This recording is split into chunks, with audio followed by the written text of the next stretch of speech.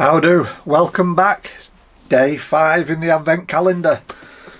Well, it's a Saturday for me and I'm just found some time to do this review. I thought I was going to be that busy I wouldn't have had an opportunity to do it, but I have, so that's great.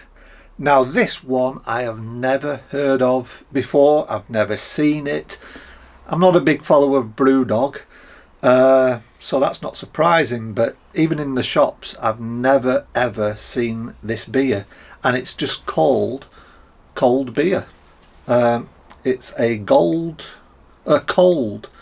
pale ale, and it says best served ice cold, which it is just by being out here because it's freezing. Yeah, I haven't had the heater on today and I think it's about 3 degrees, so it's fridge temperature. So let's crack it open and we'll see what it looks like first.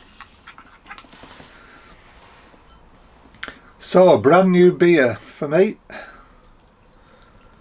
and that is something I wasn't expecting. 330ml can again. I think we've only had one so far that's 440. Hope there's some more. It looks like a lager.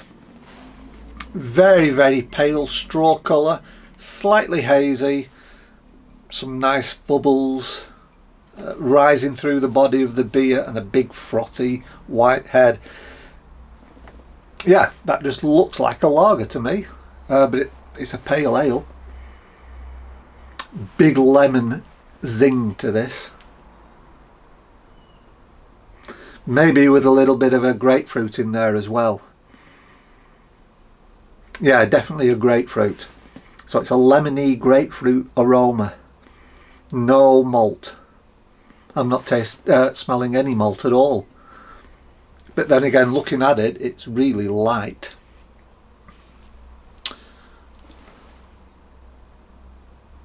Right, let's take a taste. Here we go. Cheers. First time trying this.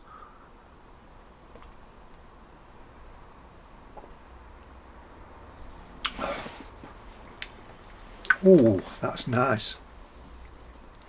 Crisp, very refreshing. Hot spring summer day. This will go down a treat. What's the ABV? Doesn't taste that strong. 4.7. Nice sessionable beer. Oh, I like that. There's virtually no malt, maybe just a tad of like a wafer, biscuity, cracker type flavour there. Mid palate, you get the grapefruit. It's not in your face though. It's not like the Punk IPA was. It's very lager-like, to be honest. There's a grapefruit bite, there's a lemoniness at the back, and it finishes quite dry.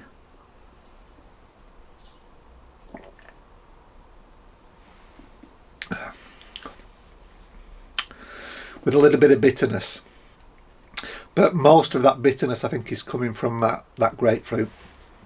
It's not an overly bitter beer. Well, that's something I never thought Brewdog would actually sort of produce. I've always imagined them to be big craft, big hop. This is a really sessionable, nice lager type pale ale. Yeah, if someone's a lager drinker, they'd like this. You know, there's some types of pale ales that we say they make good transition beers. If you're a lager drinker and you want to get into the ale world, you know, things to start off with. I actually wouldn't recommend this because this is too much like a lager. It's not giving you any sort of ale qualities at all. But from a homebrew perspective, it shows that even using top fermenting yeasts, you can still produce something that is remarkably like a lager. You know, sometimes people say, oh, it's not a real lager because, you know, you're using ale yeasts and you're brewing warm. But this shows, yeah, they call it a pale ale, so I'm assuming it's an ale. It's brewed warm with top fermenting yeast, yet you come out with something exactly like a lager. The mouthfeel, it's thin, it's crisp.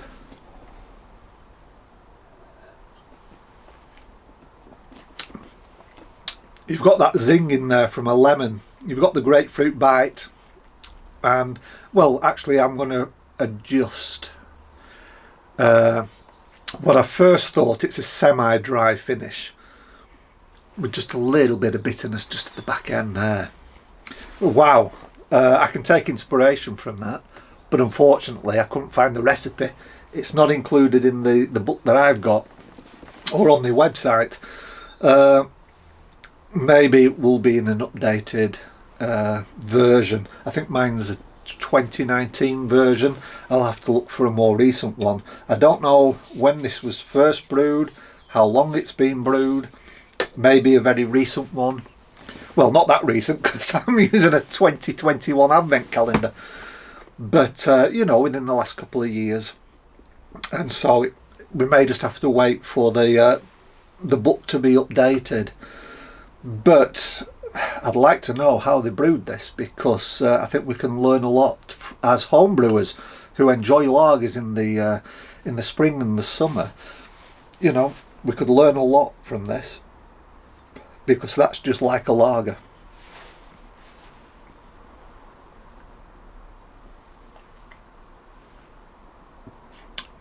Really enjoyable. I wish it was in a bigger can, because it's only 4.7%. So a bigger can wouldn't do you any harm. I can understand these small cans when you're looking at 6-7% beers, but 4.7, they could have given us a big can. But that's really nice, I'm enjoying it. Right, that's it. Day 5. I don't know what day 6 is. I'll probably do that tomorrow. I might do 2 or 3 tomorrow because it's Sunday for me, and get myself ahead. But yeah, I like that. It looks like a lager, and the mouthfeel is like a lager. Just shows what we can do with top fermenting yeasts and pale malts. Great, thanks very much, and I'll see you again in the next video. Bye bye for now.